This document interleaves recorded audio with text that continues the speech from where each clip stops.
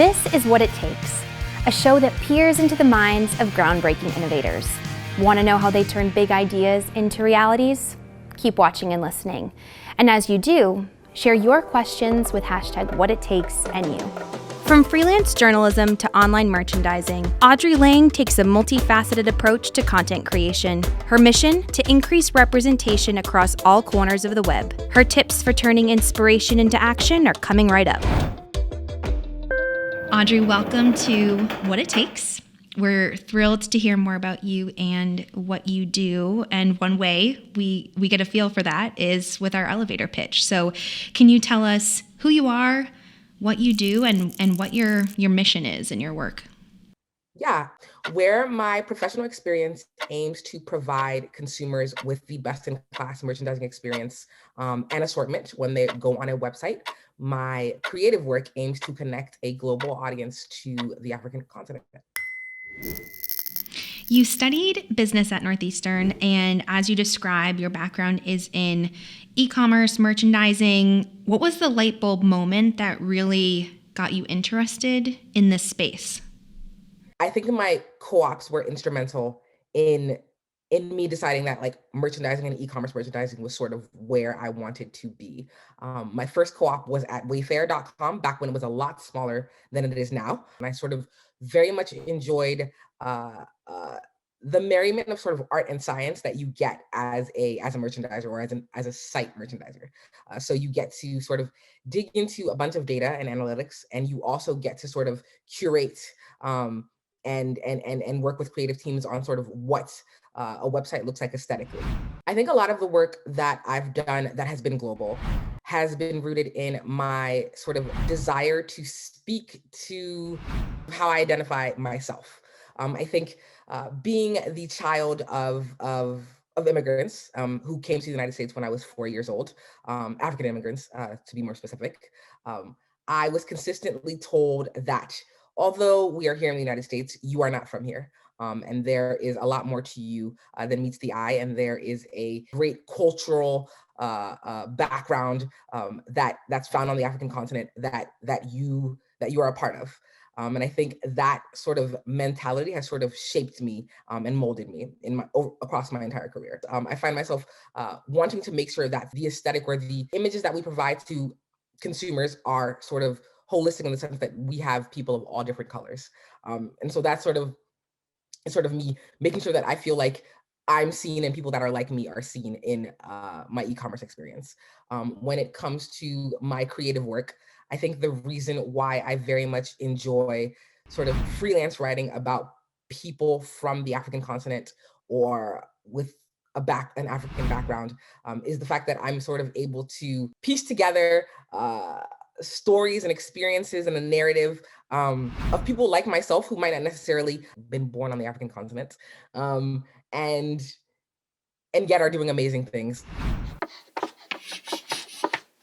What is one or a few, we'll give you a few if you need them, tips for folks who are either just starting out and trying their hand at freelance work, or someone who's in freelance who's like looking for the next thing, the next step, the way to take it to the next level? What would you say your tips are?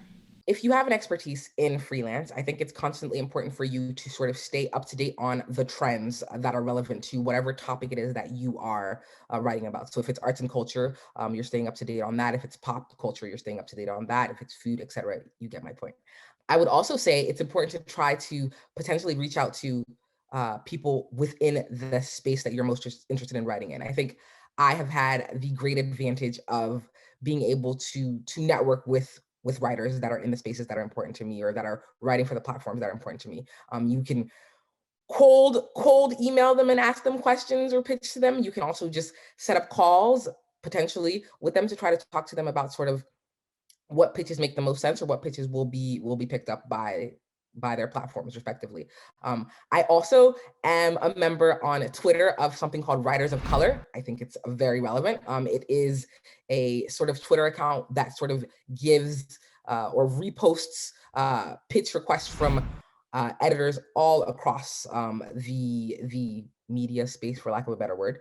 And I am consistently finding sort of pitch requests from editors on Vogue, New York Times, ID, etc. on there, and sort of you just pitch to them and you see if sort of your two worlds align or the topic that you want to talk to them about aligns. Is there one challenge that comes to mind for you that you are particularly proud of yourself for confronting and kind of getting to the other side of? The reason why I went to Ivory Coast and became a site merchandiser for the company Africrea.com was that I felt like I was in a space where I was extremely stagnant. And I felt like I was in a space where I wasn't necessarily learning or growing as much as I had in the past. There was this light bulb moment where I decided, hey, I've always told myself I have a bucket list. And on this bucket list is sort of the desire of places to live before God calls me home. And so on that list is somewhere on the African continent, is France, is New York City, etc. And so I decided, hey, why don't I attempt to apply to jobs outside of the United States and see how this goes. And I landed on Africrea.com, evidently. And luckily I got the role. And I sort of picked up all my stuff and left Boston and everything that I had known and moved to West Africa, to Ivory Coast for this role. And it was a bit of a culture shock. I think when you visit the African continent on vacation, it's very different from actually living there and dwelling there with the people that are there. And so that was quite a hurdle.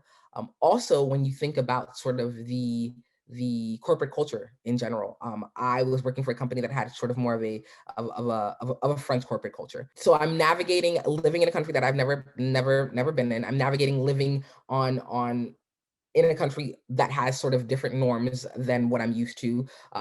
One that's a bit slower than the fast-paced life that I'm used to here in the United States. And I'm also navigating living while working for a company with a corporate culture that I'm not accustomed to. And by the time I was sort of finally getting the hang of things, I'd say COVID hit. And so I was unfortunately no longer able to work for Africrea. But I'd say that was one of the largest hurdles that I've had to deal with over the course of my professional career. Is there something that you think is now an invaluable item, like in your toolbox for whatever the next chapter might be? I have always very much enjoyed photography, I'd say. And I'd say I think the desire to sort of street photograph people on vacations has always been something that I've enjoyed doing. And while I was in Ivory Coast, I had the chance to also do it for an article that I was writing. So photojournalism of sorts. So I'd say one of the things that comes to mind as a skill that I picked up and I'm continuing to develop is my photography skills. And it's something that I have a passion for and a penchant for, and I'm consistently trying to improve upon, and one that people seem to appreciate. Audrey, what would you say it takes to create a network of connections that helps you to thrive as a freelance culture curator? I would say don't be afraid to put yourself out there. Don't be afraid to reach out to people about opportunities that are of interest to you. I would say it's important to know your skill set and the value that you have and what you add. What makes a successful creative tick? This Northeastern graduate says a dash of confidence and a lot of bravery. Thanks for tuning in. Share your questions and ideas for future guests with #WhatItTakesNU on all platforms. This is What It Takes.